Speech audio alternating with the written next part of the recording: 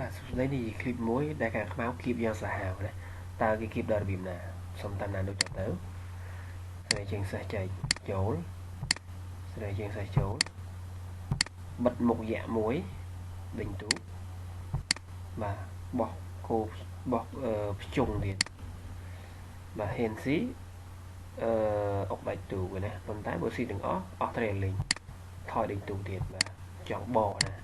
បកបានមួយគេរត់ដេញមួយទៀតបាទដាក់ត្រង់ណាបាទអាចដាក់ត្រង់នេះបានណាបាទដាក់ត្រង់នេះបានតែគាត់អាយ៉ាគោលទៅណាណាគឺគាត់ចាក់ចូលតែម្ដងអូខេបាទបាត់អូខេអុកបាច់ទូក3ជំរាកណាអុកស៊ីអុកផាយទូកទៀតរត់បញ្ចងអុកមកសេះទៀតបាទហ៊ានយកសេះស៊ីនេះយកទូកស៊ីអុកទៀតអូខេបាទអញ្ចឹងគឺអត់ជំរឿណាបាទ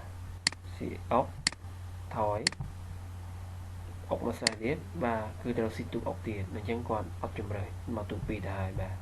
អញ្ចឹងបាទពិតជាវាយលោកសាមែនបាទអរគុណច្រើនជួបនៅคลิป